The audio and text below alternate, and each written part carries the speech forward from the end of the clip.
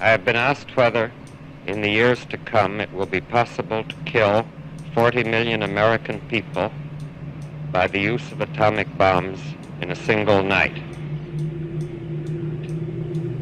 I am afraid that the answer to that question is yes. Yeah, what's up, social media world? It's your boy DeLung, back at you with another awesome review. What it do?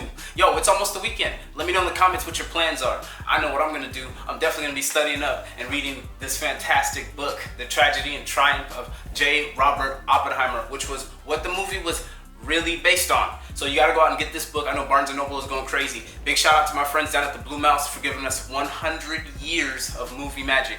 That's a long time. Thank you. And I heard you guys got the best popcorn in town. I know I always love it when I stop up there.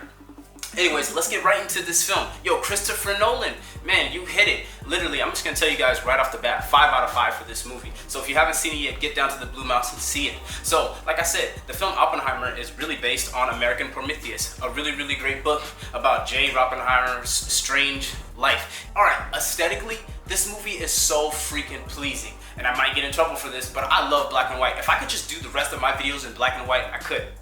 You know what? Who cares? I don't care what the sponsors say. I'm gonna change it to black and white. Anyways, yo, I freaking love Kitty Oppenheimer, who's played by Emily Blunt. She was this bad bee, straight up. Oppenheimer in the book is really painted as a helpless romantic. He falls in love easy. There's lots of diaries that explain his love for what now is his wife. But in the film, you're gonna find out that there's some infidelities, so be careful with that. If you're bringing children, just know that there's about 30 minutes of, lovemaking.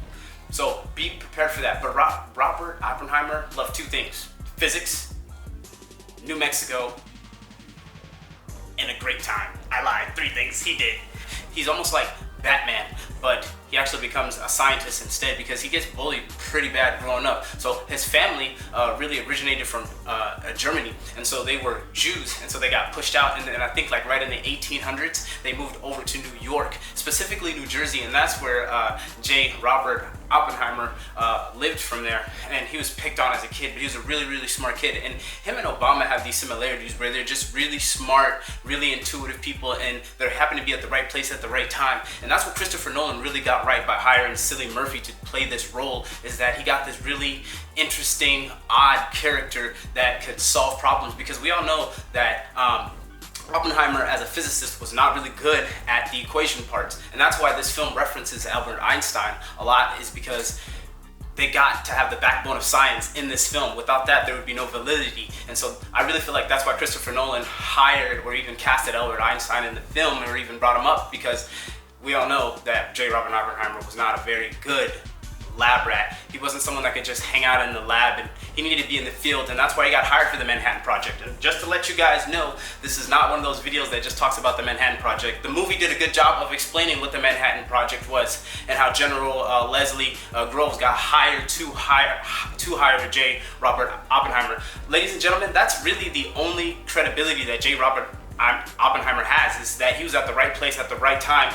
Lastly, I just want to talk and give you a big shout out. I know I titled this review Forgottenheimer, but we have not forgotten your contributions to quantum physics. Thank you, Oppenheimer. Because of you, we stopped World War II, and we know that in World War II we had so many casualties. We literally lost so many American lives.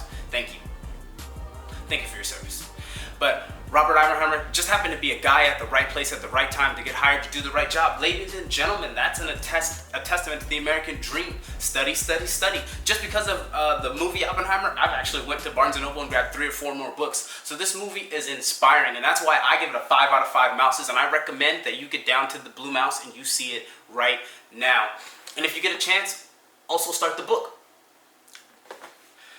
As always, Blue Mouse family, we have the best popcorn, and we're excited to see you. Look out for Sunday and $4 movies as well. We got a prize going on. Show us your best hat in the comments, and you could win 2 free tickets. $4 movies this Sunday. Peace.